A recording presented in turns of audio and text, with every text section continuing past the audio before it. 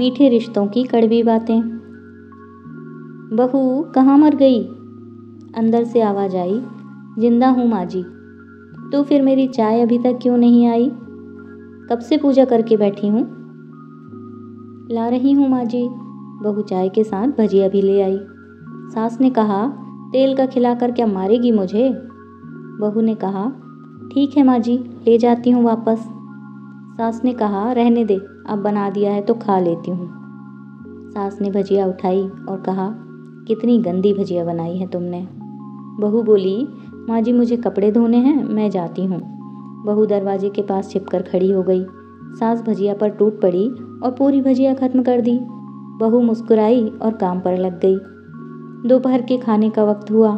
सास ने फिर से आवाज़ लगाई, कुछ खाने को मिलेगा भी या नहीं? बहू ने कोई आवाज़ नहीं दी। सास फिर से चिल्लाई, भूखे मारोगी क्या? बहू आई और सामने खिचड़ी रख दी। सास गुस्से से बोली, ये क्या है? मुझे इसे नहीं खाना, इसे यहाँ से ले जाओ। बहू ने कहा, आपको डॉक्टर ने दिन में खिचड़ी खाने को कहा है, खाना तो पड़ेगा ही। सास मुंह बनाते हुए बोली, हाँ तू मेरी माँ बन जा। बहू मुस्कुराई और चली गई। आज घर में पूजा थी। बहू सुबह 4 बजे से उठ गई। पहले स्नान किया, फिर फूल लाई, माला बनाई, रसोई साफ की, पकवान और भोज बनाया। सुबह के 10 बज गए थे। अब उसकी सास भी उठ गई थी। बहू अब पंडित जी के साथ भगवान के वस्त्र तैयार कर रही थी। आज ऑफिस की छुट्टी भी थी, उसके पति भी घर पर ही थे। पूजा शुरू हुई। सास चिल्लाती कि बहू ये नहीं है, वो नहीं है। बहू दौड़ी दौड़ी आती और सब कर देती। अब दोपहर के 3 बज गए थे। आरती की तैयारी चल रही थी। पंडित जी ने सबको आरती के लिए बुलाया और सबके हाथों में थाली दी। जैसे ही बहू ने थाली पकड़ी, थाली हाथों से गिर गई। शायद भोज बनाते हुए बहू के हाथों में तेल लगा था, जिसे वो पोंछना भूल गई थी। सारे लोग तरह तरह की बातें करने लगे। कैसी बहू है, कुछ नहीं आता, एक काम भी ठीक से नहीं कर सकती, ना जाने कैसी बहू उठा लाए, एक आरती की थाली भी संभाल नहीं सकी। उसके पति भी गुस्सा हो गए, पर सास चुप रही, कुछ नहीं कहा। बस यही बोल के छोड़ दिया कि सीख रही है, अभी सब सीख जाएगी धीरे धीरे। अब सबको खाना परोसा जाने लगा। बहू दौड़ दौड़ के खाना देती, फिर पानी लाती। करीब 70-80 लोग हो गए थे। इधर 2 नौकर और बहू अकेली। फिर भी वह सारा काम बहुत ही अच्छे तरीके से कर रही थी। अब उसकी सास और कुछ आस पड़ोस के लोग खाना खाने बैठे। बहू ने खाना परोसना शुरू किया। सबको खाना दे दिया गया। जैसे ही पहला निवाला सास ने खाया तो बोली, तुमने नमक ठीक से नहीं डाला, एक काम ठीक से नहीं करती, पता नहीं मेरे बाद ये कैसे घर संभालेगी। आस पड़ोस वालों को तो जानते ही हो ना साहब, वो बस बहाना ढूंढते हैं नुक्स निकालने का।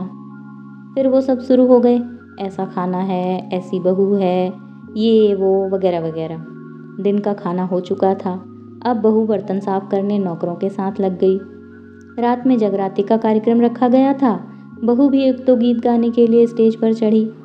सास जोर से चिल्लाई, मेरी नाक मत कटा देना, गाना नहीं आता तो मत गा, वापस आ जा। बहू मुस्कुराई और गाने लगी। सबने उसके गाने की तारीफ की, पर सास मुंह फुलाते हुए बोली, इससे अच्छा तो मैं गाती थी जवानी में, तुझे तो कुछ भी नहीं आता।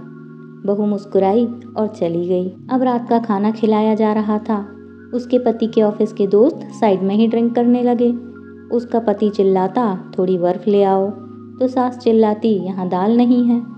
फिर वह चिल्लाता, कोल्ड ड्रिंक नहीं है, पापड़ ले आओ। इधर उधर होते होते आखिर में उसके पति की एक बोतल टूट गई उसके दोस्त पर। पति गुस्से में 2 झापड़ अपनी पत्नी को लगाते हुए बोला, जाहिल कहीं की, देखकर नहीं कर सकती, तुझे इतना भी काम नहीं आता। सारे लोग देखने लगे। उसकी पत्नी रोते हुए कमरे की तरफ दौड़ी। फिर उसके दोस्तों ने कहना शुरू किया, क्या यार, पूरा मूड खराब कर दिया, यहाँ नहीं बुलाया होता, हम कहीं और पार्टी कर लेते। कैसी अनपढ़ गंवार बीबी ला रखी है तूने, उसे तो मेहमानों की इज्जत करना और काम करना तक नहीं आता, तुमने तो हमारी ही बेइज्जती कर दी। अब आस पड़ोस की औरतों को और बहाना मिल गया था। वो कहने लगीं, देखो क्या कर दिया तुम्हारी बहू ने, कोई काम की नहीं है। मैं तो कहती हूँ अपने बेटे की दूसरी शादी करा दो, छुटकारा पाओ इस गंवार से। सास उठी और अपने बेटे के पास जाकर उसे थप्पड़ मारा और बोली, अरे नालायक, तूने मेरी बहू को मारा, तेरी हिम्मत कैसे हुई? टांगें तोड़ दूंगी तेरी। उसके बेटे के दोस्त कुछ कहने ही वाले थे कि उसकी माँ ने घूरते हुए कहा, चुप, बिल्कुल चुप। यहाँ दारू पीने आए हो? जबकि पता है आज पूजा है और तुम्हें पार्टी करनी है। कैसे संस्कार दिए हैं तुम्हारे माता पिता ने? और किसने मेरी बहू को जाहिल कहा? जरा इधर आओ, चप्पल से मारूंगी अगर मेरी बहू को किसी ने एक शब्द भी कहा तो। अरे पापी, तूने उस लड़की को बस इसलिए मारा कि तेरी शराब की एक बोतल टूट गई। पापी, वो बच्ची सुबह 4 बजे से उठी है, घर का सारा काम कर रही है, न सुबह से नाश्ता किया है न दिन का खाना खाया है, फिर भी हंसते हुए, सबकी बातें सुनते हुए, ताने सुनते हुए घर के काम में लगी है। तेरे यार दोस्तों को वो अच्छी नहीं लगी। जूते से मारूंगी तेरे दोस्तों को जो कभी उन्होंने दोबारा ऐसा कहा। उसके यार दोस्त चुपके से खिसक गए।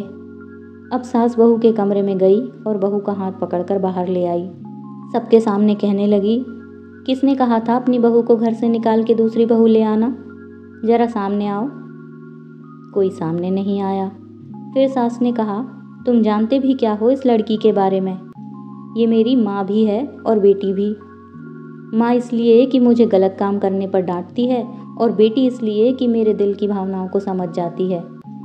मेरी दिन रात सेवा करती है, मेरे 1000 ताने सुनती है, पर एक शब्द भी गलत नहीं कहती, न सामने न पीठ पीछे। और तुम कहते हो दूसरी बहू ले आऊं?